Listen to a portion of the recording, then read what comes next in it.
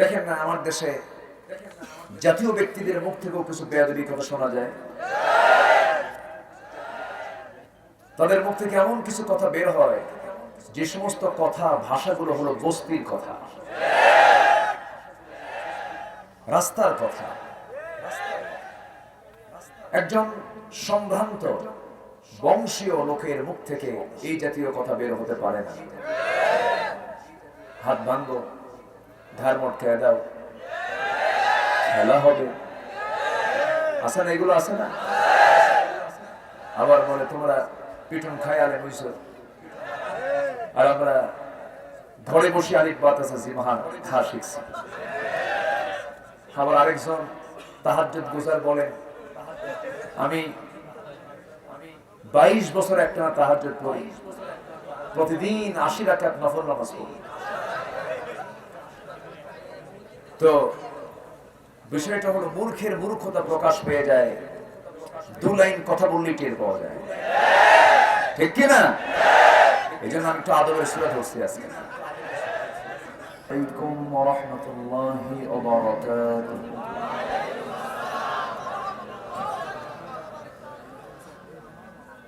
إن الحمد لله الأكرم الذي خلق الإنسان وكرم وعلمه من البيان ما لم يعلم،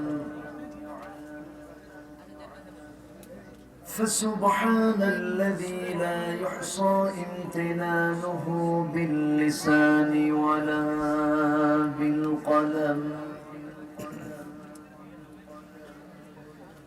نشهد أن لا إله إلا الله وحده لا شريك له، ونشهد أن سيدنا وحبيبنا ومولانا محمدا عبده ورسوله الذي أرسله بالحق بشيرا ونذيرا وداعيا إلى الله بإذنه وسراجا وقمرا منيرا. فقد قال الله تعالى في كلامه المجيد وفرقانه الحميد: أعوذ بالله من الشيطان الرجيم. بسم الله الرحمن الرحيم.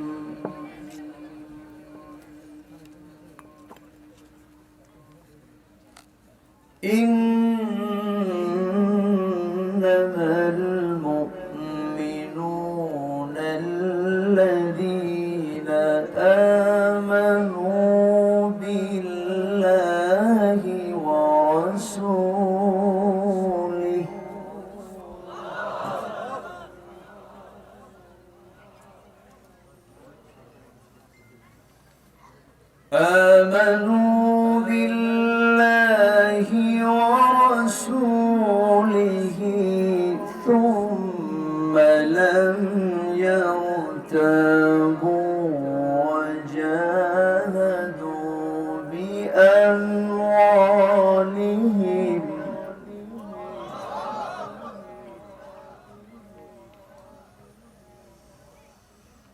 ثم لم يرتابوا وجاهدوا بأموالهم وأنفسهم في سبيل الله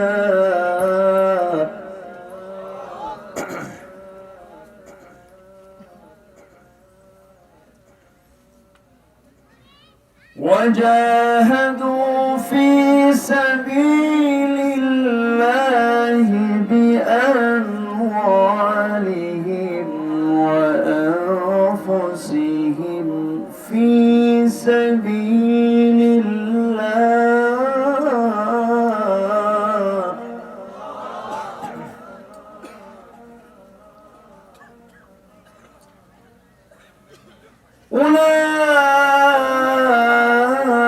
أولئك هم الصادقون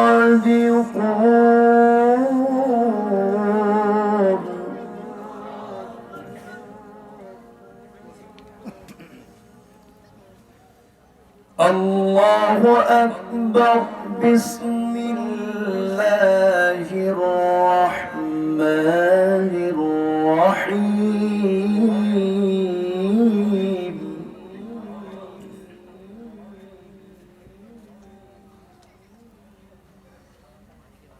إن الله وملائكته يصلون على النبي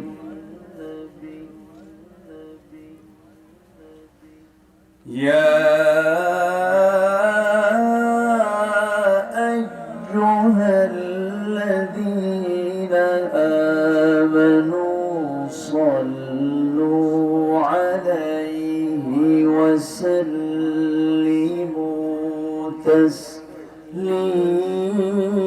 تسليما اللهم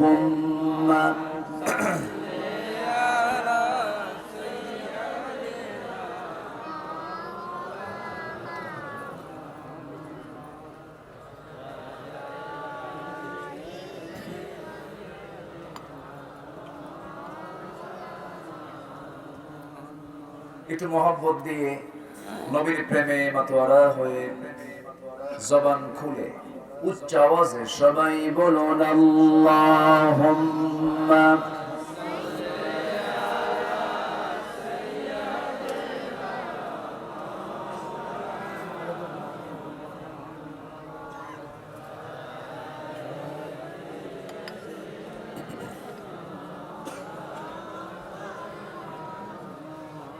محمد سيد الكونين والثقلين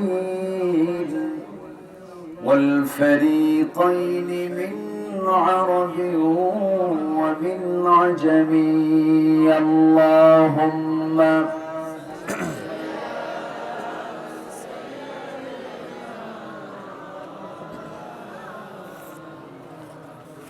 وعلى آل سيدنا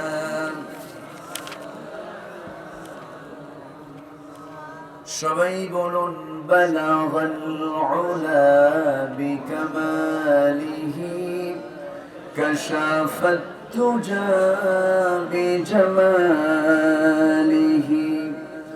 حسنت جميع خصاله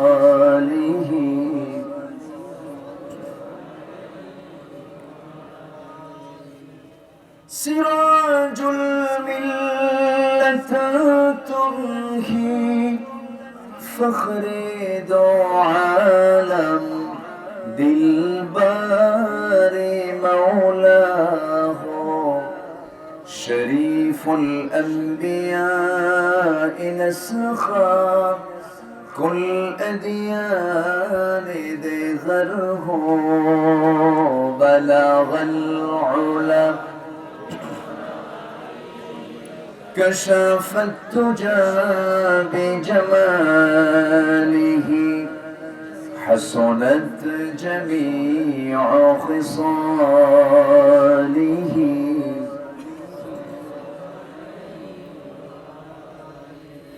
আরবের বুকে মক্কার পরে যেথায় মা আমিনার ঘর খোদার রহমতে কৌসার হয়ে ঝরছে বারংবার বালাগাল উলা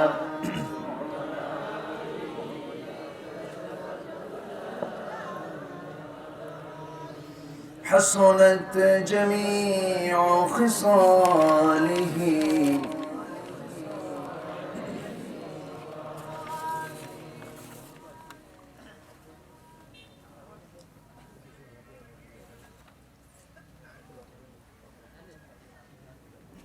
নোয়াখালী অঞ্চলের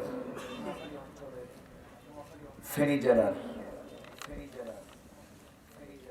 সদর উপজেলার ছোট ধলিয়া তারালিয়া হিফজুল কুরআন মাদ্রাসা জামে মসজিদ কমপ্লেক্স মাহফিল ইন্তেজামিয়া কমিটি কর্তৃক আয়োজিত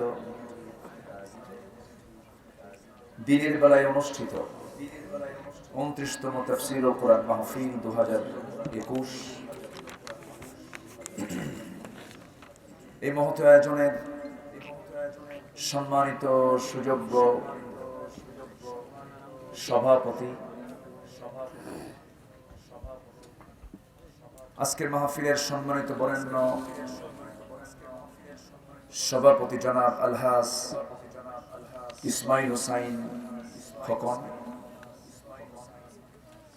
প্রধান মেহমান ফেনী উপজেলা পরিষদের সম্মানিত সুযোগ্য চেয়ারম্যান জনাব আব্দুর রহমান, আমার পূর্বে কথা বলেছেন নন্দিত আলেমে দ্বীন, খ্যাতনামা মুফাসসির কোরআন মুহতারাম মাওলানা মুহাদ্দিস রফিকুল্লাহ আফসারী, আমার পূর্বে ইসলামী সঙ্গীত দিয়ে আমাদের হৃদয়ের খোরাক মিটিয়েছেন। এদেশের ইসলামী সঙ্গীত জগতের উজ্জ্বল নক্ষত্র, ইসলামী সঙ্গীত জগতের অগ্রপথিক, ইসলামী আন্দোলনের অন্যতম সিপাহসালার, পরীক্ষিত সৈনিক, আমার অত্যন্ত কাছের গবেষক, সুরকার, গীতিকার, শিল্পী মুশির রহমান ভাই, উপস্থিত হাজরাত উলামায়ে কেরাম, ফদলা ইসলাম, সুশীল সমাজ, জাতির শ্রেষ্ঠ সন্তান, শিক্ষক মণ্ডলী, জাতির বিবেক, সাংবাদিক বৃন্দ, অনলাইন যোদ্ধা, প্রশাসনের দায়িত্ব নিয়োজিত কর্মকর্তা বৃন্দ, সামনে উপস্থিত, দূরে ও কাছে বিভিন্ন স্থান থেকে ছুটে আসা কালেমার ঝান্ডাবাহী, তাওহীদের পতাকাবাহী, দ্বীন ইসলামের নরসারদুল বীর মুজাহিদ, প্রাণ প্রিয় সম্মানিত দ্বীনি ভাইরা, আড়ালে বসে আছেন শ্রদ্ধেয়া সম্মানিতা মা বোনেরা, আলোচনার সূচনায় আনুষ্ঠানিকতার মধ্য দিয়ে আমার পক্ষ থেকে আবারও দিল খোলা সালাম, আসসালামু আলাইকুম ওয়া রাহমাতুল্লাহি তাআলা ওয়া বারাকাতুহু। জবাবটা শুনে মনে হচ্ছে ক্ষুধা পেয়েছে। দিনের বেলা তো শুরু হয়েছে 9টা থেকে আলোচনা, ক্লান্ত মনে হচ্ছে, একটু জবাব আবার নিতে চাই। আসসালামু আলাইকুম ওয়া রাহমাতুল্লাহ। আমরা আল্লাহ তাআলার শুকর আদায় করি যে মহান আল্লাহ সুবহানাহু ওয়া তাআলা আমাকে আপনাকে হাজারো কাজের ভিড়ে কত ব্যস্ত সময় আমরা কাটিয়ে দিই, কিন্তু আজকে সকল ব্যস্ততাকে, সকল কর্মকে মাইনাস করে, নিজের ব্যক্তিগত জীবনের সমস্ত তাড়াকে, ব্যস্ততাকে মাইনাস করে দিয়ে কোরআনের কাজে আমরা আজকে ব্যস্ত হয়ে পড়েছি। এসেছি জান্নাতের বাগানে, যিনি আমাকে আপনাকে এমন একটি সুন্দর পরিবেশে আসার বসার তৌফিক দিলেন, সেই মহান জাল্লা শানহুর দরবারে আমরা সবাই লাখ কোটি সাজুদ শুকর আদায় করি, মুহাব্বাতান জোরালো কণ্ঠে বলে উঠছি আলহামদুলিল্লাহ। আবারও বলছি আলহামদুলিল্লাহ। চিৎকার মেরে বলছি আল্লাহুম্মা ইন্নী আসআলুকা আল হুদা ওয়াত তুকা ওয়াল আফাফা ওয়াল গিনা। সবাই বলি আল্লাহুম্মা লাকা আসলামতু ওয়া বিকা আমানতু ওয়া আলাইকা তাওয়াক্কালতু ওয়া ইলাইকা আনাবতু ওয়া বিকা খাসামতু। আমরা আল্লাহ তাআলার শুকর আদায় করে নিলাম। সম্মানিত হাজিরিন, আমরা এসেছি এখানে মূলত কোন ব্যক্তির মন গড়া মস্তিষ্ক প্রসূত কোনো কথা শুনতে নয়। এসেছি মূলত এমন এক কিতাবের আলোচনা, এমন এক কিতাবের কথা, যে কিতাব দুনিয়ার নয়, যে কিতাব আসমানের কিতাব, যা নাযিল হয়েছে আজ থেকে ১৫০০ বছর আগে, ২৩ বছরে প্রয়োজনের পরিপ্রেক্ষিতে আমার নবীর উপরে। সেই কিতাব আল কোরআন আল কারীমের ১১৪টি সূরার ভিতরে ৪৯ নম্বর সূরা সূরাতুল হুজুরাতের আমি শেষের দিকের একটি আয়াত তেলাওয়াত করেছি। এই আয়াতকে সামনে রেখে আমি কিছু কথা উপস্থাপন করতে চাচ্ছি। আল্লাহ রাব্বুল আলামিন সবার আগে আমল করার নিয়তে আমাকে বলার এবং আপনাকেও শোনার তৌফিক দান করুন। জোরে বলি আল্লাহুম্মা আমিন। সম্মানিত হাজিরিন, যে সূরার নামটা আমরা শুনলাম, এটা এমন একটি সূরা, যে সূরাটা প্রতিটি শিক্ষা ব্যবস্থায়, প্রতিটি সিলেবাসে এই সূরাটা অন্তত সিলেবাসভুক্ত করা উচিত। কেন জানেন? এর কারণ হলো আদব আখলাক যদি একটা ব্যক্তি জীবনে না আসে,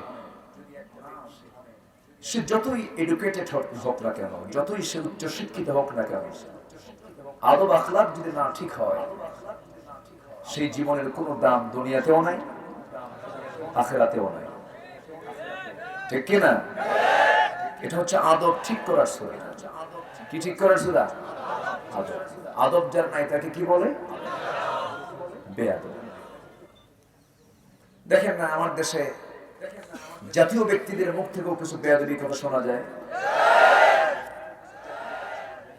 তাদের মুখ থেকে এমন কিছু কথা বের হয়, যে সমস্ত কথা, ভাষাগুলো হলো বস্তির কথা, রাস্তার কথা। একজন সম্ভ্রান্ত বংশীয় লোকের মুখ থেকে এই জাতীয় কথা বের হতে পারে না। হাত ভাঙবো, ধার মটকে দাও, খেলা হবে, আছে না? এগুলো আছে না? আবার বলে তোমরা পিটন খায়ালে হইছ, আর আমরা ঘরে বসে আলিফ বাত আছে জিমাহান খা শিখছি। আবার আরেকজন তাহাজ্জুদ গুজার বলেন, আমি 22 বছর একটানা তাহাজ্জুদ পড়ি, প্রতিদিন 80 রাকাত নফল নামাজ পড়ি। তো বিষয়টা হলো মূর্খের মূর্খতা প্রকাশ পেয়ে যায়, 2 লাইন কথা বললেই টের পাওয়া যায়। ঠিক কিনা? এই জন্য আমি একটু আদবের সূরা ধরছি আজকে। সম্মানিত হাজিরিন, এক ছাত্র শিক্ষকের সামনে বসা। শিক্ষক বলে, ছাত্র তোমার বাড়ি কোথায়? স্যার ব্রাহ্মণবাড়িয়া। তোমাকে একটা প্রশ্ন করবো, তোমার জেলা নিয়ে উত্তর দাও তো। স্যার বলেন, ব্রাহ্মণবাড়িয়া বানানটা বলো তো। এখন ব্রাহ্মণবাড়িয়া বানান করতে গেলে তো ভালো ছাত্র হতে হবে। সে আর উত্তর না দিতে পেরে বললো, স্যার আমি এখন ঢাকায় থাকি। কই থাকি? ঢাকায় থাকি। মূর্খ যখন কথা বলে তার কথাই মূর্খতা প্রকাশ পেয়ে যায়। আমরা খেলবো কেন? খেলা তো ওদের মধ্যে শুরু হয়ে গেছে, ঠিক কিনা? আল্লাহ পাক যারা মূর্খ, যারা বুঝে না, আল্লাহ পাক এদের সঙ্গে খেলতেও মানা করেছে। খেলতে যেও না। আল্লাহ রাব্বুল আলামিন বলেন, وعباد الرحمن الذين يمشون على الأرض هونا وإذا خاطبهم الجاهلون قالوا سلاما والذين يبيتون لربهم سجدا وقياما والذين يقولون ربنا اصرف عنا عذاب جهنم إن عذابها كان غراما إنها ساءت مستقرا ومقاما রহমানের যারা বান্দা, আল্লাহর যারা অনুগত বান্দা হবে, তারা জমিনে যখন চলবে বিনয়ী হয়ে চলবে, উগ্রতা উচ্ছৃঙ্খলা তাদের দ্বারা প্রকাশ পাবে না। আমার নবীজি বিনম্রতার মূর্ত প্রতীক তিনি ছিলেন। বিনয়ী আচরণের তিনি একটি পিরামিড ছিলেন। আল্লাহ পাক রাসূলকে লক্ষ্য করে বলছেন, فبما رحمة من الله لنت لهم ولو كنت فظا غليظ القلب لانفضوا من حولك فاعف عنهم واستغفر لهم وشاورهم في الأمر وإذا عزمت فتوكل على الله জোরে বলি আল্লাহু আকবার। হে রাসূল, আপনি যদি রূঢ় আচরণের হতেন, উচ্ছৃঙ্খল যদি হতেন, কড়া আচরণ নিয়ে যদি আপনি চলতেন, আপনার সামনে কেউ আসতো না, আপনার সামনে কেউ ভিড়তো না। আপনি এত বিনয়ী যে মানুষ সমস্ত কাজ ফেলে আপনার সামনে বসে থাকে। আমার ভাইয়েরা, আমার বন্ধুগণ, ইমানদারের সবচেয়ে বড় গুণ হলো সে আদবলা হবে, তার ভিতরে শিষ্টাচার থেকে যাবে, সুন্দরভাবে তার কথা হবে, সুন্দর তার চলা হবে, সুন্দর তার লেনদেন হবে, সুন্দর আচরণই প্রকাশ পেয়ে যাবে সে একজন মুমিন বান্দা, ইমানদার বান্দা। আমার বন্ধুগণ, এই সূরার নামকরণ করা হয়েছে সূরাতুল হুজুরাত। 4 নম্বর আয়াত থেকে এই সূরার নামকরণ করা হয়েছে إن الذين ينادونك من وراء الحجرات أكثرهم لا يعقلون জোরে বলি আল্লাহু আকবার। আপনাকে যারা ডাকি, আপনি যখন হুজরাতের অন্তরালে যখন থাকেন, ভিতরে যখন থাকে, আপনাকে ডাকে, আপনাকে বিরক্ত করে, কিন্তু তারা তা বুঝে না। আমার বন্ধুগণ, এই সূরা আল্লাহ রাব্বুল আলামিন রাসূলকে কোন সময় দিলেন? নবীজি সাহাবায়ে কেরামকে নিয়ে কথা বলছিলেন, সামনে সাহাবীরা আমার নবীজি বয়ান করছিলেন। এমন সময় দুজন সাহাবী, হযরত আবু বকর এবং ওমর রাদিয়াল্লাহু তাআলা আনহু, দুজন দামি দুজন সাহাবী, না তুনাতিশ শামস ওয়ালা গরাবাত, এই পৃথিবীতে সূর্যোদয় হয় না অস্ত যায়নি, যে আবু বকরের চেয়ে শ্রেষ্ঠ। এর মাথার উপর দিয়ে, এর উপর দিয়ে পৃথিবীতে এমন কোন শ্রেষ্ঠ মানুষ দ্বিতীয়টি নাই নবীর পরে। এই পৃথিবীতে যার নাম সবচাইতে বেশি, যার দাম সবচাইতে বেশি, যার সম্মান সবচেয়ে বেশি, তিনি হচ্ছেন আবু বকর। সেই আবু বকর এবং ওমর ফারুক রাদিয়াল্লাহু তাআলা আনহু আমার নবীর বয়ানের মাঝে দুজন গল্প করছিলেন। দুজন কথা বলতে বলতে টক্কর লেগে গেল, তর্ক বিতর্ক শুরু হলো। এক পর্যায়ে নবীর আওয়াজের চাইতে বেশি আওয়াজ হয়ে যাচ্ছিল, নবীর কথার চাইতে বেশি কথা হয়ে যাচ্ছিল, নবীজির কথা ক্ষীণ হয়ে যাচ্ছিল, নবীজির মনটা একটু খারাপ হলো। আল্লাহ রাসূল যখন মনটা একটু খারাপ করে বসলেন, মনটা যখন ছোট হয়ে গেল, আল্লাহকে সহ্য করবেন নাকি? আল্লাহর সঙ্গে সঙ্গে আয়াত নাযিল করলেন, বললেন ইয়া أيها الذين آمنوا لا ترفعوا أصواتكم فوق صوت النبي ولا تجهروا له بالقول كجهر بعضكم لبعض أن تحبط أعمالكم وأنتم لا تشعرون جربني الله أكبر وإيماندارরা তোমরা তোমাদের আওয়াজের চাইতে নবীর আওয়াজের চাইতে তোমাদের আওয়াজটাকে বুলন্দ করো না নবীর কথার চাইতে তোমাদের কথা যেন বড় আওয়াজে না হয় যদি এমনটা হয়ে থাকে তাহলে তোমাদের জীবনের যত অর্জিত আমলগুলো জিহাদ করে রক্ত ঝরিয়েছ নামাজ পড়ে কপাল কালো বানিয়েছ চোখের পানি ফেলে ফেলে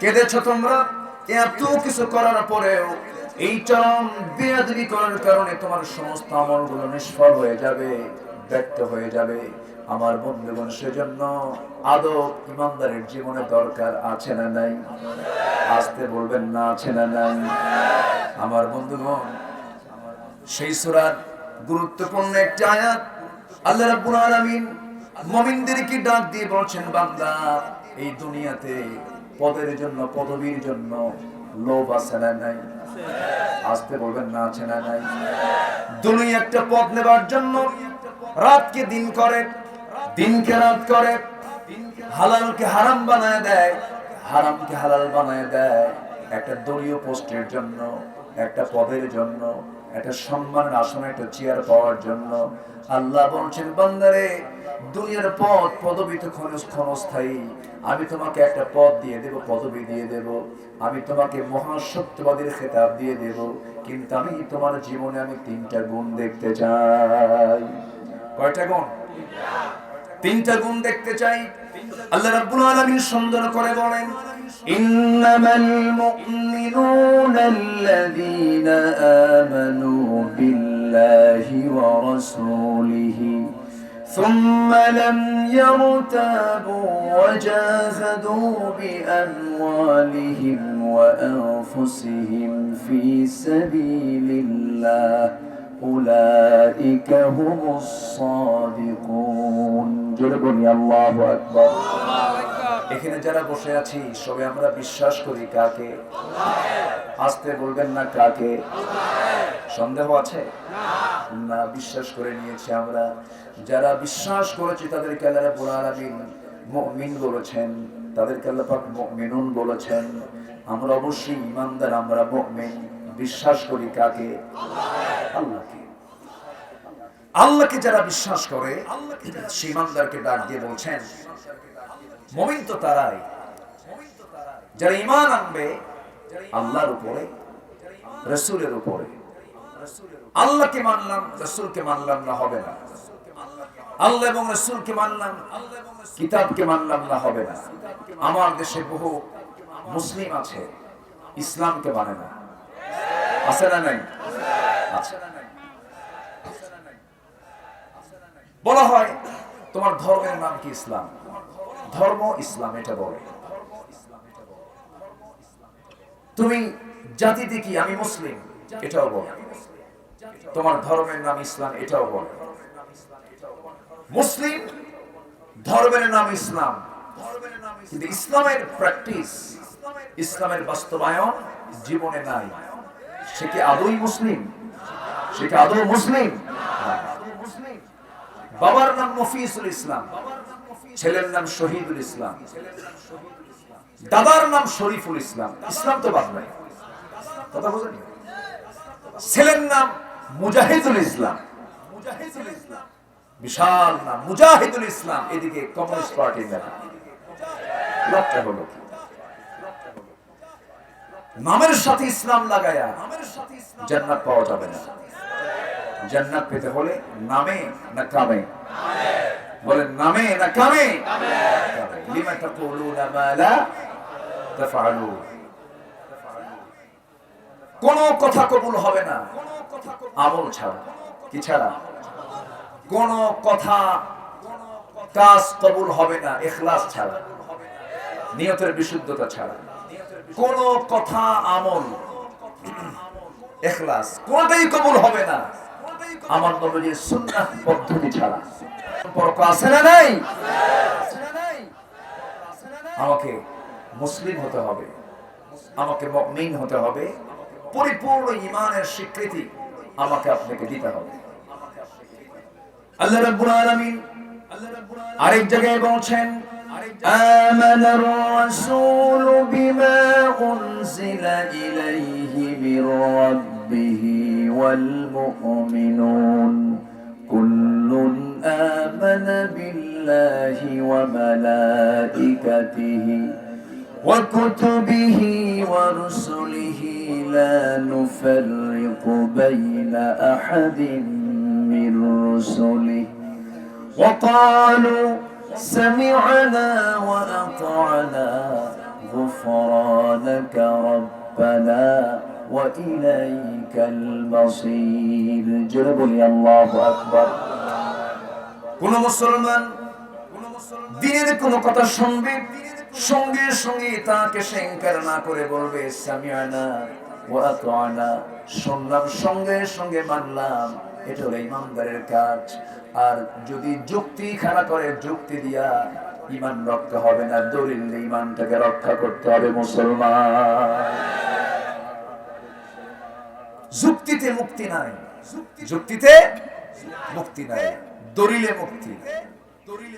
ইসলাম যুক্তি দিয়ে বুঝলে হবে না, ইসলাম দলিল দিয়ে বুঝতে হবে। ইসলাম কি দিয়ে বুঝতে হবে? দলিল দিয়ে। হ্যাঁ তু বুরহানাক। সম্মানিত ভাইরা, ইসলাম গতানুগতিক ভাবে অন্য ধর্মের মতো শুধু একটা ধর্মের নাম নয়। ইসলাম এটা এমন একটি বিপ্লবী মতবাদের নাম যা আমার জীবনের সঙ্গে মিশে যাওয়া একটি দ্বীনের নাম। আমার জীবনের এমন কোনো কাজ নাই যে কাজে ইসলাম নাই। প্রত্যেকটি কাজে ইসলাম আছে না নাই? আসতে বলবেন না আছে না নাই? প্রত্যেকটি কাজে ইসলাম আছে। কিন্তু একটা শ্রেণী, একটা পক্ষ, তারা ইসলামটাকে একটা গণ্ডির মধ্যে বন্দী করে রাখতে চায়। কেমন করে? নামাজ, রোজা, দান সদকা, টাকা আছে হজে যাওয়া, তারপর কিছু মসজিদ মাদ্রাসা করা, এর মধ্যে দিন, এটাই দিনদারি। আর ক্যান্টনমেন্ট, প্রশাসন, সচিবালয়, বঙ্গভবন, গণভবন, সংসদ, নির্বাচন, অর্থনীতি, সমাজনীতি, ব্যাংক, বীমা, স্বরাষ্ট্র, পররাষ্ট্র, সব এগুলো হলো দুনিয়াদারি। এটাকে একটা পক্ষ এটাকে পৃথক করে রাখতে চায়। কিন্তু ইসলাম সব জায়গায় আছে না নাই? আসতে বলবেন না আছে না নাই? যারা শুধু নামাজ এবং রোজা আদায়ের মধ্যেই জান্নাতের পথ খুঁজে বেড়াচ্ছেন, জান্নাত শুধু আনুষ্ঠানিক কিছু ইবাদতের মধ্য দিয়ে জান্নাত পাওয়া যাবে না। জান্নাত পেতে হলে জীবনের সকল জায়গায় আল্লাহর আইনকে বিনা শর্তে মেনে নিতে হবে, ঠিক কিনা? এখানেই সবচেয়ে বড় প্রবলেম, এখানেই লাগে গন্ডগোল। এখানে কি লাগে? গন্ডগোল। একটা পক্ষ এটাকে মেনে নিতে চায় না, তখন টক্কর লেগে যায়। যেমন করে টক্কর লেগেছিল মুসার সাথে ফেরাউনের, যেমন টক্কর লেগেছিল ফেরাউনের সাথে ইব্রাহিমের, যেমন টক্কর লেগেছিল আবু জাহেলের সাথে আমার নবী মুহাম্মদ সাল্লাল্লাহু আলাইহি ওয়াসাল্লাম। সেই টক্কর আজও আছে না নাই? সেই দ্বন্দ্ব সংঘর্ষ আজও আছে না নাই? আজও আছে। একই কোরআন কেউ তেলাওয়াত করে, কেউ পায় ফুলের মালা। মিশরের আব্দুল বাসিত কোরআন তেলাওয়াত করেছেন, সারা জীবন ফুলের মালা পেয়েছেন। সেই একই কোরআনের ব্যাখ্যা দিয়েছেন সৈয়দ কুতুব শহীদ। তার গলায় ফুলের মালা জুটে নাই, তার গলায় জুটেছে ফাঁসির রশি। অর্থাৎ হক কথা বলতেই হবে, হক পথে চলতেই হবে। বাতিলদের রক্ত চক্ষুকে আমরা ভয় পাই না, ভয় পাই কাকে?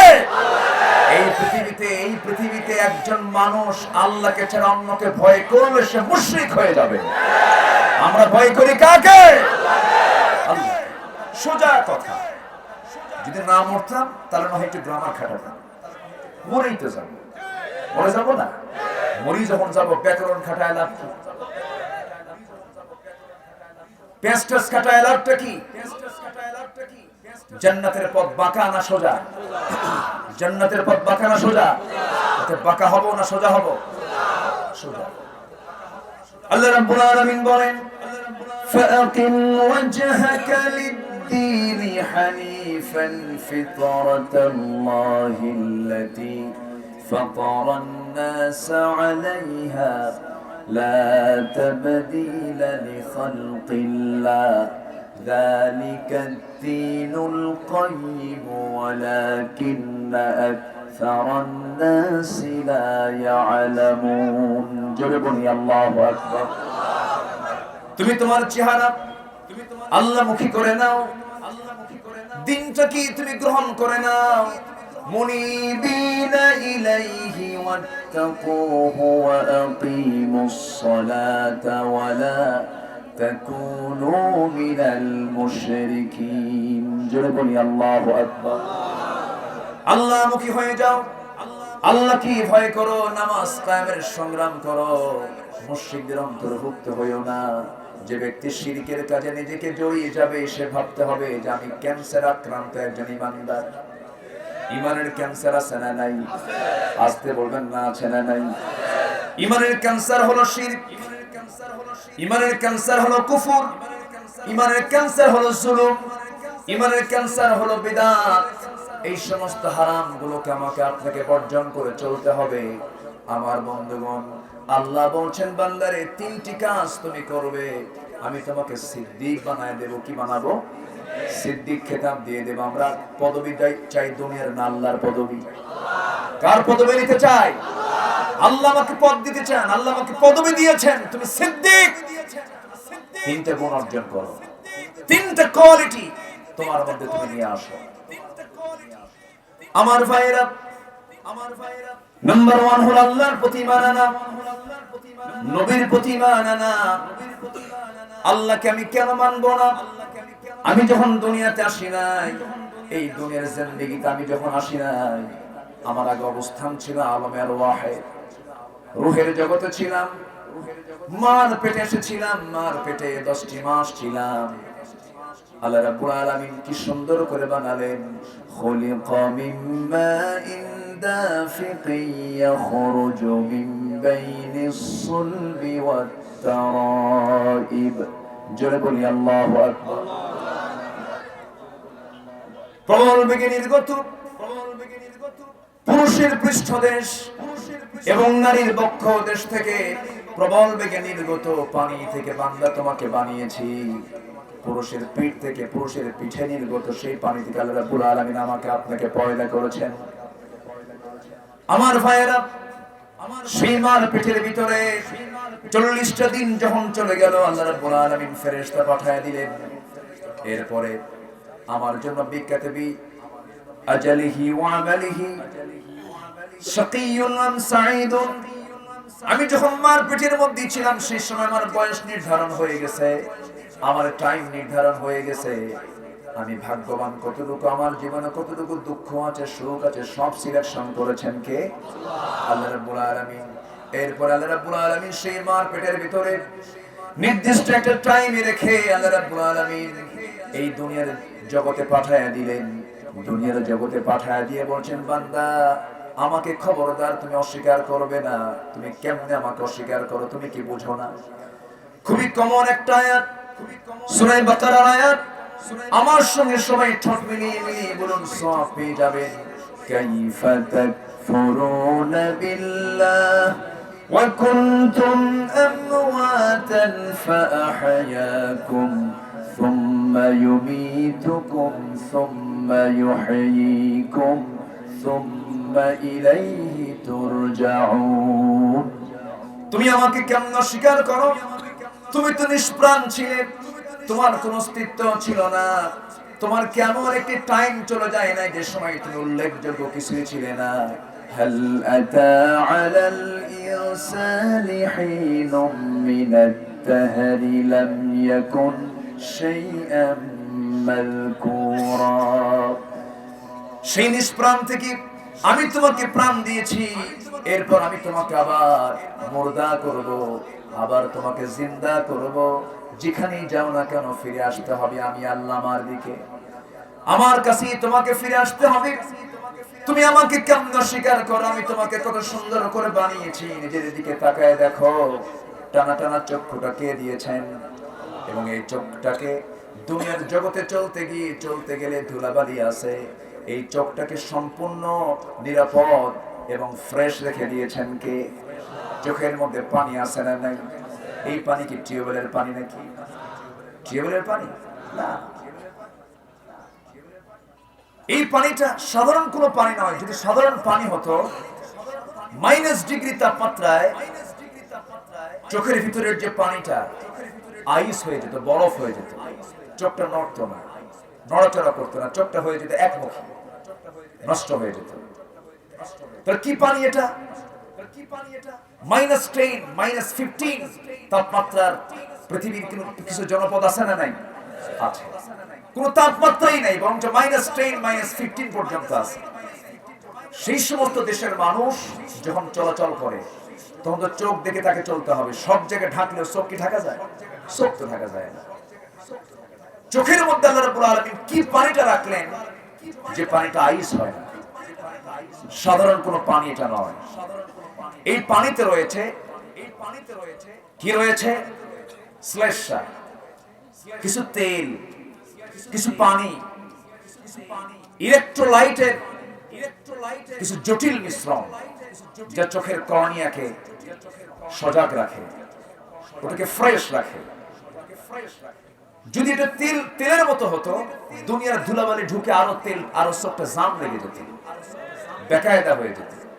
আল্লাহ রাব্বুল আলামিন এমন ধরনের একটা পানি, জটিল মিশ্রণের পানি সৃষ্টি করেছেন সেখানে, যখনই কোনো ধুলাবালি চোখের মধ্যে ঢুকতে নেয়, ঢোকার সঙ্গে সঙ্গে পানি আলটিমেটলি বের হয়ে যায়, সব ধুয়ে মুছে সাফ করে দিয়ে বলছেন, আল্লাহ বান্দা তোর চোখটাকে সুন্দর করে ফ্রেশ এই জন্য রেখেছি, তুই কি দেখবি না? ফালা ইয়ানজুরুনা ইলাল ইবিলি কাইফা খুলিকাত ওয়া ইলাস সামাই কাইফা রুফিআত ওয়া ইলাল জিবালি কাইফা নুসিবাত ওয়া ইলাল আরদি কাইফা সুতিহাত ফাযাক্কির ইন্নামা আনতা মুযাক্কির। আল্লাহু আকবার। শুধু সৃষ্টি করেন নাই, এটাকে লেবেল করেছেন কে? সমতা করেছেন কে? আল্লাযী খালাকাকা ফাসাওয়াকা ফাআদালাক। এটাকে লেবেল করেছেন। চোখটা আপ ডাউন করেননি, হাতটা ছোট বড় করেননি, পা দুটো ছোট বড় করেননি, এটা ভারসাম্য করে বানিয়ে দিয়েছেন আল্লাহ রাব্বুল আলামিন। এই চোখটা তো সুন্দর করে বানালেন, আবার চোখের পাপড়িও দিয়েছেন, আবার আইব্রো দিয়েছেন, বান্দার চোখে যেন কোনো সমস্যা না হয়। আল্লাহ রাব্বুল আলামিন দুটি কান দিয়েছেন, এই কানের মধ্যে শ্রবণ কোষ দিয়েছেন। শ্রবণ কোষটা আল্লাহ রাব্বুল আলামিন এত সুন্দর করে সেট করেছেন, প্রতিটি কানের ভিতরে 1 লক্ষ শ্রবণ কোষ দিয়েছেন। ছোট বললে ছোট শোনা যায়, বড় আওয়াজে বললে বড় আওয়াজ শোনা যায়, আবার মিডিয়াম করে বললে মিডিয়াম শোনা যায়। যদি এমনটা শ্রবণ কোষ না থাকতো, সমস্ত আওয়াজগুলো সমান শুনতে মানুষ সমস্যা হয়ে যেত। আমার আল্লাহ তাআলা নাক দিয়েছেন ঘ্রাণ নেবার জন্য, অক্সিজেন নেবার জন্য। এই নাকটা এত সুন্দর করে সেট করে দিয়েছেন মুখের সাথে। বান্দা যখন মুখে খাবার নেয়, নাকের খাবার জরুরি না মুখের খাবার জরুরি বেশি? বলেন কোনটা? মুখের না নাকের? ভালো করে কোন খাবারটা বেশি জরুরি, নাকের না মুখে? নাকে। নাকে কি যায়? নাকে কি যায়? অক্সিজেন। 3 দিন খাবার নাই, বাঁচবো না। বাঁচবো? বাঁচবো। 3 দিন পাই নাই খাবার, বাঁচবো আমি। কিন্তু নাকে আমার 5 মিনিট অক্সিজেন নাই, তাহলে কি হবে? বাঁচবো? কোনটাকে দরকার, নাকের খাবার না মুখের খাবার? নাকের খাবার। দুটো একসঙ্গে দিয়েছেন, নাকও দরকার মুখও দরকার, এবং দুটোই দিয়েছেন আউটে, ইনসাইড করেননি। ইনসাইড করলে সমস্যা হতো।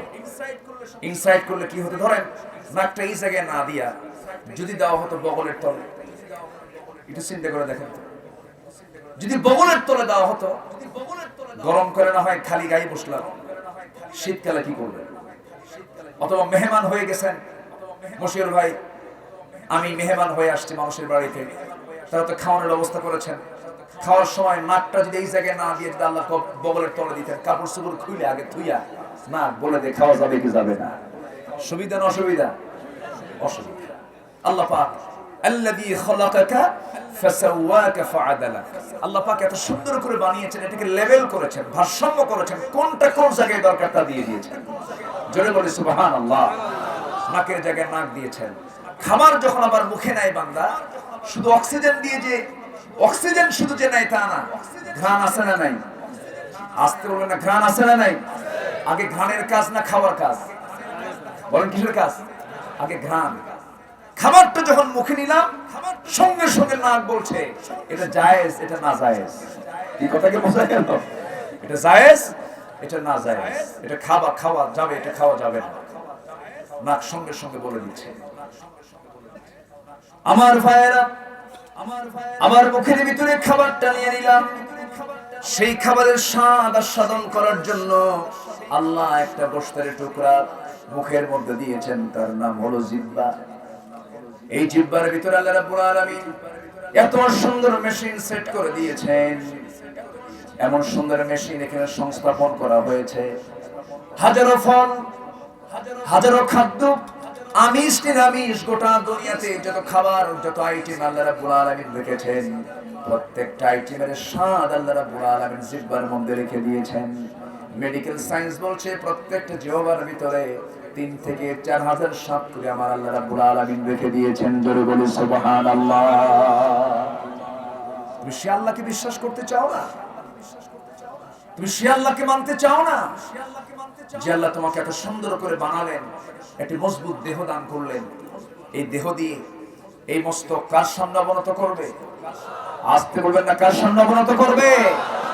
আল্লাহর সামনে। সে আল্লাহকে অস্বীকার করে, সে আল্লাহর আইনকে তোয়াক্কা না করে বরং আইনের বিরুদ্ধে কথা বলে, এমন কিছু নাস্তিক ব্লগার, নাস্তিক চক্র বাংলার জমিনে আছে না নাই? আসতে বলবেন না, আছে না নাই? তাদের দিকে নখ যায় না, আঙ্গুল যায় না, সমস্ত আঙ্গুলের তীর যারা সত্যপন্থী আলেম ওলামা তাদের দিকে নেওয়া হচ্ছে, এবং এত মিথ্যা অপবাদ চাপানো হচ্ছে যে অপবাদ শয়তান দিতেও ভয় করবে। দীর্ঘ এক যুগ ধরে যিনি মানবতার জীবন যাপন করছেন, সেই লোকটার বিরুদ্ধে শেষে বলা হলো যাকাতের নাকি 5 লক্ষ টাকা তিনি আত্মসাৎ করেছেন। এ তো শয়তানও বিশ্বাস করে না, ঠিক কিনা? ঘাপটি মারা কিছু নাস্তিক চক্র, এরা আড়ালে কাজ করে যাচ্ছে। সুযোগ সময় আসবে, জোরে বলি ইনশাআল্লাহ, আরো জোরে বলি ইনশাআল্লাহ। আমি দলীয় কোন এজেন্ডা নিয়ে এখানে আসিনি, আবার ভুল বুঝবেন না, কিন্তু মাজলুমের পক্ষে কথা বলার জন্য আসছি। যে ইমানদার মাজলুমের পক্ষে কথা বলে না, সে হলো সবচেয়ে বড় জালিম। ওই মাজলুমের পক্ষে, ওই সমস্ত মাজলুমদের পক্ষে কথা বলতে রাজি আছেন কারা কারা? হাত উঁচু করে দেখা।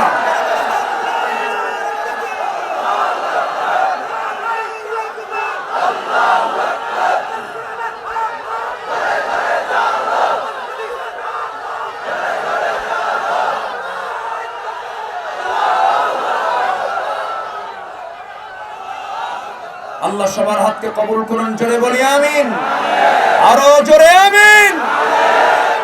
ইমানদার হতে চাও, সোজা কথা বলো, ঠিক কিনা? কিসের ভয়ে কথা বলো না তুমি? আল্লাহর প্রশ্ন আছে না নাই? সূরা আহজাব দেখেন, শেষের দিকে আয়াতগুলো দেখেন, ইমানদারকে ডাক দিয়ে বলছেন যা বলবি সোজা কথা বল, ইনিয়ে বিনিয়ে হিকমত খাটায় কোনো কথা বলতে চাও না। হিকমতের নামে মুনাফিকের চরিত্র দেখানো যাবে না মুসলমান। এটাই হচ্ছে ঈমান। বেলালকে বলা হলো, বেলাল তুমি নাকি ইসলাম কবুল করেছো? বেলাল বলছেন নাকি কোন কেন? দেখেন, সুবহানাল্লাহ বলবেন না? অনুমান করে বলেন কেন? আপনি দেখেন লা ইলাহা, কোনো ভয় আছে? আবু যার গিফারীকে বলা হলো, আবু যার ইসলাম কবুল করেছো ভালো কথা, এই গুহায় তুমি দিন গ্রহণ করেছো, তোমার গোত্রে গিয়ে কালিমার দাওয়াত দাও। আচ্ছা হুজুর ঠিক আছে। কাবার চত্বরে দাঁড়ায় ভাবলেন এত বড় মহাসত্য কথাকে আড়াল করা যায়? সবাইকে ডাক দিয়ে বললেন আশহাদু আল্লা ইলাহা ইল্লাল্লাহ। কি বাঁকা পথ না সোজা পথ? সোজা পথ। আব্দুল্লাহ এক সাহাবীর নাম, বলা হলো তার ভাতিজা বলতেছে তুমি নাকি ইসলাম কবুল করেছো, আপনি নাকি বলেন কেন, অনুমান করেন কেন, আপনি কি দেখবেন? হ্যাঁ দেখব। সঙ্গে সঙ্গে ভাতিজা চাচার মুখে দাওয়াতি কাজ শুরু করে দিলেন। তিনি বললেন আশহাদু আল্লা ইলাহা ইল্লাল্লাহু ওয়াহদাহু লা শারীকা লাহু ওয়া আশহাদু আন্না মুহাম্মাদান আবদুহু ওয়া রাসূলুহু। সঙ্গে সঙ্গে চাচা তেলে বেগুনে খেপে গিয়ে বলতেছে ভাতিজা তোর বাপ মরছে জন্মের আগে চলে গেছে, আমি তোকে কত কষ্ট করে তিন তুই ছিলি, পিতৃব্যের ভূমিকা পালন করে বড় করলাম, এত বড় আঘাত তুই আমারে দিবি? তুই কি জানিস দিন গ্রহণের পরিণাম কি হতে পারে? এবার ভাতিজা বলে চাচা কি হবে আপনি বলেন, সমস্ত সম্পত্তি আমি তোর কাছ থেকে জবরদখল করে নেব। জবরদখল করতে হবে না, আমার আশি আমি আপনাকে দিয়ে দেব। যেরকম সুবহানাল্লাহ। আমরা দুনিয়ার পথ চাই না, আল্লাহর পথ চাই। আল্লাহর পদবি কার পদবি? আল্লাহর পক্ষ থেকে যে পদবি সেই পদবি আমরা চাই। সঙ্গে সঙ্গে কি হলো, থাপ্পড় মেরে চাচা জমিনে ফেলে দিয়া এবার বলছে আমি তোর কাছ থেকে সব কিছু নিয়ে নেব। নিয়ে নেন চাচা, কোনো আপত্তি না, আমি দিন তো পেয়েছি। এবার বলা হলো গায়ের জামাটা খোল। গায়ের জামা তিনি খুললেন। আরো লোকজনের সামনে বলা হলো পরনের লুঙ্গিটাও খুলে ফেল। জোর করে লুঙ্গিটাও খুলে না হলো, সম্পূর্ণ উলঙ্গ করে ঘর থেকে বের করে দেওয়া হলো। মার সামনে দাঁড়িয়ে বলছে মা আমার দিকে তাকায়ও না, দিন গ্রহণ করেছি। আমার চাচা আমার পরনের লুঙ্গিটাও খুলে নিয়েছে। মা বলছেন বাজান এই যে ছোট্ট একটা চাদর আছে, চাদরটা নিয়ে কোনো মতো সতরটা ঢেকে নে। সতরটা ঢাকলেন আর বলছেন আম্মা দোয়া করো, দুনিয়ার সমস্ত দরবার বন্ধ থাকলেও নবীর দরবার আমার জন্য খোলা আছে। প্রচন্ড শীতকাল, সেই শীতকালে সেই মাসলুম সাহাবী ভোরবেলা সকালবেলা নবীর দরজায় গিয়ে কড়া নাড়ছেন। নবীজি দরজা খুলেই দেখেন থরথর করে কাঁপে একজন যুবক, গায়ে কোনো কাপড় চোপড় নাই। বললেন যুবক তোমার এমন অবস্থা হলো কেন, কি হয়েছে? হুজুর দিন গ্রহণ করেছি, দুনিয়া ছেড়ে দিয়েছি। আমার চাচা আমার শরীর থেকে সমস্ত কিছু খুলে নিয়েছে। নবীজি ঘরের মধ্যে ঢুকলেন। ঘরের মধ্যে ঢুকে সবচাইতে সুন্দর দুটো জুব্বা, নবীজির ব্যবহৃত দুটো জুব্বা হাতের মধ্যে করে এনে বলছেন আব্দুল্লাহ তোমার চাচা তোমাকে বস্ত্রহীন করেছে, আমি তোমাকে জুব্বা দিয়ে আমি তোমার গাটা ঢেকে দিলাম, যাও। এবার রাসূল বলেন আব্দুল্লাহ আমাকে কিছু বলতে চাও নাকি? হুজুর আপনি আমার জন্য দোয়া করুন। আমার নবীজি দোয়া করছেন, আকাশের দিকে তাকায় বলছেন আল্লাহ আমার আব্দুল্লাহর দিন গ্রহণ করতে দারুণ কষ্ট হয়েছে, এইজন্য তোমাকে বলি আল্লাহ আমার আব্দুল্লাহর জান এবং মালকে কাফেরদের জন্য তুমি আল্লাহ হারাম করে দাও। আব্দুল্লাহর মনটা ফ্যাকাশে হয়ে গেল, চেহারা ফ্যাকাশে হয়ে গেল, মনটা খারাপ হয়ে গেল। রাসূল বলেন আব্দুল্লাহ তোমার মনটা খারাপ কেন? হুজুর আপনি আমার জন্য উল্টা দোয়া করলেন কেন? আমি তো এই দোয়া চাই নাই। আমি চেয়েছিলাম যেন দিন গ্রহণ করেছি, যুদ্ধের ময়দানে গিয়ে যুদ্ধ করতে করতে কাফেররা যেন আমার হাতটা কেটে ফেলে, আমার নাকটা কেটে ফেলে, আমার কানটা কেটে ফেলে, আমার চোখটা যেন তুলে ফেলে। আল্লাহর সামনে যখন দাঁড়াবো আমি, সেদিন আল্লাহ বলবেন ফিমা যদি আনফুক ওয়া উযুনুক, তোর নাক তোর কান কেন কাটা আজকে? সেই সময় আল্লাহকে বলতে যেন পারি আল্লাহ তোমার জমিনে তোমার দিন কায়েমের জন্য কাফেররা আমার নাকটা কেটে নিয়েছিল, কানটা কেটে নিয়েছিল। হুজুর আপনি এমন দোয়া করলেন কেন? আমি তো এই দোয়া চাই নাই। রাসূল বললেন, সাহাবী রে, তোর মধ্যে যদি শাহাদাতের তামান্না বিন্দু পরিমাণ থেকে থাকে, কি চিন্তা করিস না আব্দুল্লাহ, ওয়া ইম্মা তাআলা ফিরাশিহি, বিছানায় যদি তোমার মৃত্যু হয়ে যায় আব্দুল্লাহ, আল্লাহ তোমাকে শহীদের সবচাইতে বড় দরজা দিয়ে দিবেন। এই আব্দুল্লাহ ঘর নাই, বাড়ি নাই, সব ছিল তার। আহলে সুফার সদস্য হয়ে গেলেন। সাহাবীদের সঙ্গে তিনি বসে বসে কোরআন তেলাওয়াত করতেন। তিনি তার তেলাওয়াতটা খুব উচ্চ আওয়াজে হতো, খুব জোরে জোরে তেলাওয়াত করতেন, কেঁদে কেঁদে তেলাওয়াত করতেন। সাহাবীরা এসে রাসূলকে বললেন, ইয়া রাসূলুল্লাহ, আব্দুল্লাহর তেলাওয়াতে আমরা কষ্ট পাই, আপনি একটু পরামর্শ দিন, সে যেন আস্তে তেলাওয়াত করে। আবার নবীজি শুনে বলছেন, সাহাবীরা রে, আব্দুল্লাহর ব্যাপারে তোমরা কোনো রিপোর্ট আমাকে করো না, কারণ আব্দুল্লাহর দিন গ্রহণ করতে দারুণ কষ্ট পেতে হয়েছে, দারুণ বেগ পেতে হয়েছে। আব্দুল্লাহ যে জোরে জোরে তেলাওয়াত করে, আবেগ আপ্লুত হয়ে তেলাওয়াত করে, আব্দুল্লাহর তেলাওয়াতে তোমরা বাধা দিও না। আমার নবীজি মদিনার মসজিদ থেকে কোন এক সময় জিহাদের ময়দানে চলে গেলেন। জিহাদ শেষান্তে নবীজি মদিনার দিকে সাহাবে কেরামকে নিয়ে ফিরতেছিলেন। এমন সময় নবীর কাছে হঠাৎ সংবাদ চলে এলো, হুজুর, আপনার সেই প্রিয় সাহাবী আব্দুল্লাহ দুনিয়াতে নাই। নবীজির চোখ অশ্রুপূর্ণ হয়ে গেল। নবীজি কাঁদতে কাঁদতে বলছেন, সাহাবীরা, আমার আব্দুল্লাহর জানাজার আয়োজন করো, গোসলটা করাইয়া দাও। আজকে জানাজার প্রান্তরে আমি কাউকে জানাজা পড়াতে দেব না, আমি রাসূল নিজেই তার জানাজার দায়িত্ব পালন করব। জানাজা শেষ হয়ে গেল। জানাজা শেষ হওয়ার পরে রাসূল বলছেন, সাহাবীরা, আমার আব্দুল্লাহর কবর খনন কোথায় করেছে হুজুর? ওই যদি পাহাড়ের চিপায় আমরা কবরটা খনন করেছি, আমাকে নিয়ে চলো। আমার নবীজি নিজেই চলে গেলেন। কবরের সামনে দাঁড়ায় বলছেন, সাহাবীরা, আমার প্রিয় সাহাবী আব্দুল্লাহর লাশটা আজকে কবরে কেউ নামাবে না। আব্দুল্লাহর কবরে আজকে রাসূল নিজে নামবো। রাসূল নিজে কবরে নামলেন। নেমে বলছেন, আবু বকর আমার ডানে নামো, ওমর আমার বামে নামো। বিশ্বের সেরা তিনজন সাহাবী, বিশ্বের সেরা তিনজনের দুজন সেরা সাহাবী, আর বিশ্বের সেরা মানুষ মুহাম্মদ সাল্লাল্লাহু আলাইহি ওয়াসাল্লাম আব্দুল্লাহর কবরে নেমেছেন। পাশে একজন এতিমের মতো দাঁড়িয়ে থাকা সাহাবী সাদ ইবনে আবি ওয়াক্কাস রাদিয়াল্লাহু তাআলা আনহু চিৎকার মেরে মেরে আফসোস করতে করতে বলছেন, আল্লাহ, আমার মতো অধম গোলাম আর পৃথিবীতে কে আছে? আজকে আমি এই জায়গায় জীবিত আছি, আমি যদি মৃত হতাম, মরে যদি যেতাম, ওই জায়গায় আব্দুল্লাহর লাশটা না হয়ে যদি কবরের বাসিন্দা আমি সাদ হতাম, আমার জীবনটা অত্যন্ত ভালো হয়ে যেত, আমি ভাগ্যবান হয়ে যেতাম। আমি পোড়া কপাল পারলাম না। আমার নবীজি কবরের মাটিতে নেমে দুটো হাত আগায় দিয়ে বলছেন, সাহাবীরা, আমার প্রিয় সাহাবী আব্দুল্লাহর লাশটা আমার হাতে তুলে দাও। লাশটা যখন তুলে দেওয়া হলো, আমার নবীজি বুকটা ধরলেন, পিঠটা ধরলেন, বলছেন, আবু বকর মাথার সাইড ধরো, ওমর তুমি পায়ের সাইডটা ধরো। তিনজন মিলে আমার নবীজি কবরে শোয়া দিলেন। বুকের উপরে হাত রেখে আকাশের দিকে তাকিয়ে তাকিয়ে বলছেন, আল্লাহ তাআলা, আমার আব্দুল্লাহ দিনের জন্য যে পরিমাণ কষ্ট স্বীকার করেছে, দুনিয়া সব বিক্রি করে দিয়েছে জান্নাতের বিনিময়ে। আল্লাহ, আমার আব্দুল্লাহর এই মুহূর্ত পর্যন্ত আমি রাসূল তার প্রতি সন্তুষ্ট আছি। তুমি আল্লাহ সন্তুষ্ট হয়ে যাও, তুমি আল্লাহ তাকে দয়া করে মাফ করে জান্নাতের টুকরা কবরটা বানায়া দাও। রাজশাহীর খিয়াম নেংরা, নেংরাজের নাম কেমনে হলো আমি বুঝলাম।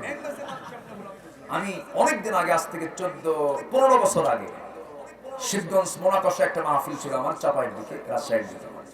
দেখ, মুরব্বীকে, অনেক বয়স তার, 85 বছর সেই সময় বয়স, হয়তো এখন বেঁচে নেই। তাকে বললাম, চাচা, আমার প্রিয় আম হচ্ছে ন্যাংরা, কিন্তু এই নামের নামকরণ করলো কে? আমটা তো খেতে খুবই মজা, আম দেখতেও সোজা, কিন্তু ন্যাংরা হলো কেন? তো চাচা এখন বলে, দেখেন বাবাজি, আমার মনে হয় এই আম গাছ কোনো ন্যাংরা লোক লাগাইছে। আচ্ছা, এখন এই আমটা যদি কেউ বিক্রি করতে নিয়ে আম বিক্রেতা ভাবে, দেখি খামাখা এগুলো প্যাকেট রাখার দরকার, কিন্তু খুলে টুলে নিয়ে বসি, কাস্টমার আসবে না মাছি আসবে? কোন মাছি? মৌমাছি।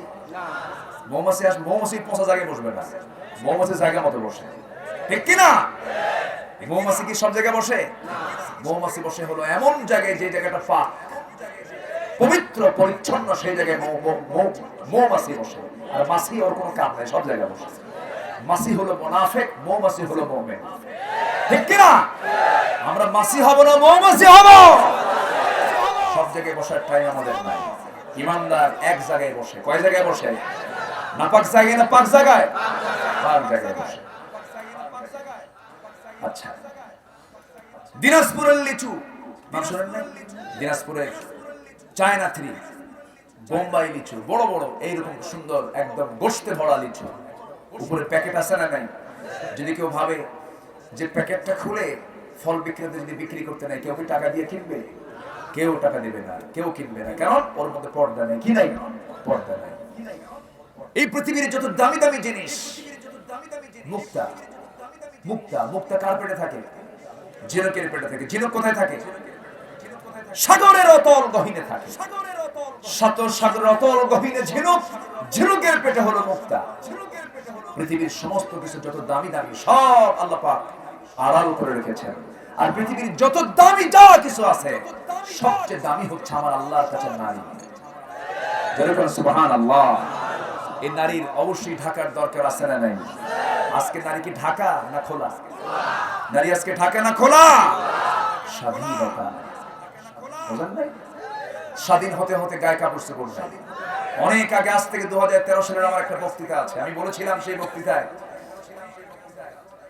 1971 সালে যখন দেশ স্বাধীন হয়নি তার আগে আমার দাদি নানিরা ব্লাউজ বানিয়েছিলেন। সেই ব্লাউজ বানাতে কাপড় লাগতো হলো 14 গিরা 15 গিরা, যা দিয়ে হাত, পেট, পিঠ সব ঢাকতো। স্বাধীনতার 50 বছরে আজকে সেই ব্লাউজের কাপড় কমতে কমতে 14 গিরা তো নাই, এখন কোন গিরাই নাই, কোন কাপড়ই নাই।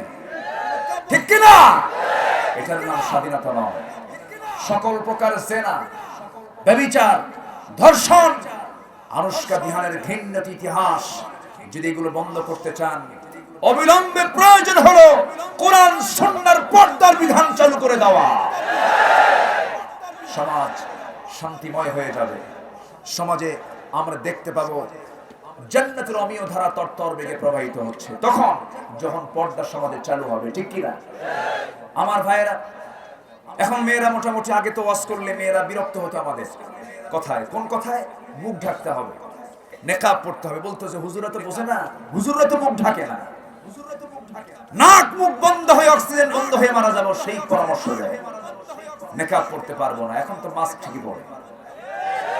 এখন মাস্ক পরে না, একটা পরে না, দুটোও পরে না।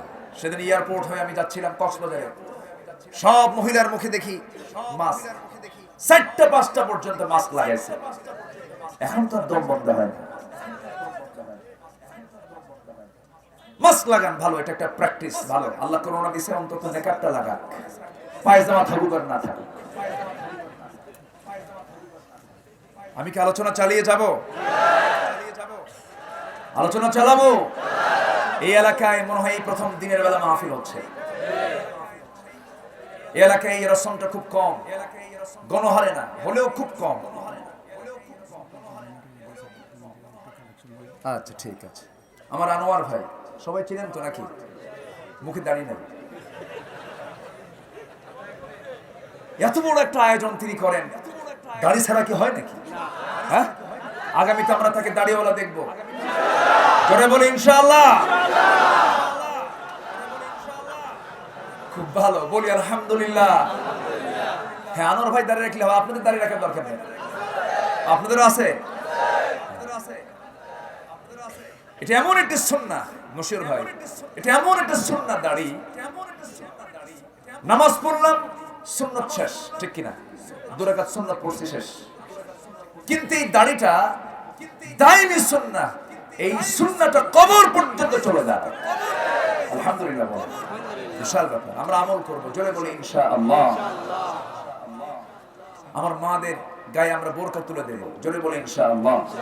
আমার মাদের দোষ নাই, বুঝলেন, মুরব্বীদের দোষ। আমার দেশের মা বোন অনেক ভালো আছে। এমন সভ্য বাপ আছে, মেয়েটাকে মঞ্চে তুলে দিয়ে মেয়েটাকে নাচায় আর বাপ হাতের তালি মারে। এরকম সভ্য বাপ আছে না নাই? প্রায় 32 দাঁত ভাঙ্গা দরকার। সম্মানিত ভাইয়েরা, আমরা ইসলাহ করব, আমরা সংশোধন করব। নাম্বার 3 হচ্ছে ওয়াকসিতু, ন্যায় বিচার করো। কার কথা? যে কোনো জায়গায় আমরা ব্যক্তিগত জীবনে, পারিবারিক জীবনে, সামাজিক জীবনে, সব জায়গায় অন্যায় না ন্যায় বিচার? অন্যায় না ন্যায় বিচার? আমরা আজকে কোন বিচারে আছি? আমরা আজকে কোন বিচারে আছি? আইন সবার জন্য? আরে কিসের সমান? অসমান। আইন সবার জন্য, শুধু সরেও লাগাবে, এটা আর বেশি কিছু না। আচ্ছা, এরপর লা ইয়াসখার, উপহাস করব না কাউকে। ওয়ালা তুসআইর খাদ্দাকা লিন-নাস ওয়ালা তামশি ফিল আরদি মারাহা, আমরা এড়িয়ে যাব না কাউকে, সবাইকে সমান দাম দেব। ছোট বড়, অবাল বৃদ্ধ বনিতা, গরিব ধনী, সবাইকে আমরা অসমান না সমান চোখে, সমান চোখে দেখব, উপহাস করব না। লা ইয়াসখার কওমুন মিন কওমিন আসা আন ইয়াকুনু খায়রাম মিনহুম, আমরা কাউকে উপহাস করে কথা বলবো না। এরপর এটা নারীর ক্ষেত্রে নারীর হতে পারে। ওয়ালা তালমিসু, অপমান করব না। একটা কথায় সে অপমানিত হবে না, আমি তাকে অপমান করব না, আমি তাকে সম্মান দিব। আমাকে সম্মান দেবেন কে? আল্লাহ। নাম্বার 7 হচ্ছে ওয়ালা তানাবাজু, একে অপরের প্রতি তোমরা দোষারোপ করো না। দোষারোপ না করে গুণ প্রকাশ করো, আলহামদুলিল্লাহ বলো। এগুলো ইমানদারের লক্ষণ। সূরা হুজরাতের আল্লাহ পাক নির্দেশনাগুলো দিয়েছেন। এরপর মারাত্মক একটা অপরাধ আছে এখন, সেটা হচ্ছে কুধারণা করা। না জেনে না বুঝে কুধারণা করে এমন লোক আছে না নেই? কুধারণা আমরা করব না, চলে বলি ইনশাআল্লাহ। ইজতানিবু কাসীরাম মিনায-যন্ন ফাইন্নায-যন্না আকযাবুল হাদিস, কুধারণা হচ্ছে সবচেয়ে বড় মিথ্যা কথা। হয়তো মনে হয় এই কাজটা সে করছে, মনে হয়, মনে হয় এর মধ্যে কুধারণা আছে না নাই? এই জাতীয় কথা ইমানদার বলবে না। ওয়ালা তাজাসসু, সগলখুরি করো না। সগলখুরি আছে না নাই?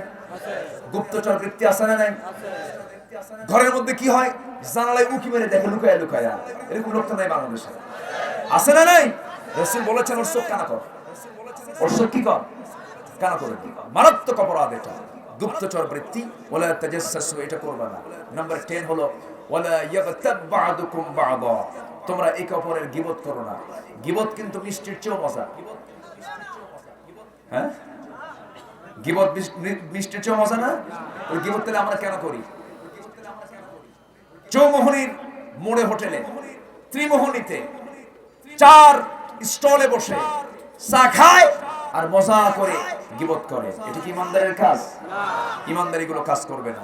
আল্লাহ আমাদের এই 10টি হুকুম মেনে চলার তৌফিক দান করুন। জোরে বলি আল্লাহুম্মা আমিন, আরো জোরে আল্লাহুম্মা আমিন। সম্মানিত ভাইয়েরা, আমরা 3টি কাজের জন্য আমরা আল্লাহর কাছ থেকে পথ পেয়ে যাব। আল্লাহ পাক আমাকে সত্যবাদী বলবেন। সময় কম, কিছুক্ষণের মধ্যে আজানের সময়ও হয়ে যাবে। আমি বেশি লম্বা কথাও বলার সুযোগ পাচ্ছি না। এই মাহফিল আমার একটা না, আজকে 5 বছর আমি এসেছি, 5 বছর। কেউ তো আলহামদুলিল্লাহ বললেন না, না মনে মনে নাউজুবিল্লাহ কইছেন? বলি আলহামদুলিল্লাহ। আচ্ছা, খুবই সুন্দর, খুব সুন্দর তার আয়োজনটা করেছেন। এবং প্রতিকূল পরিবেশ গোটা নোয়াখালী অঞ্চলে, গ্রেটার কুমিল্লা, চাঁদপুর, লক্ষ্মীপুর, নোয়াখালী, ফেনী, এই গ্রেটার নোয়াখালী কুমিল্লা অঞ্চলে আমার আজকে এই প্রথম একটি মাহফিল আমি করার সুযোগ পেয়েছি।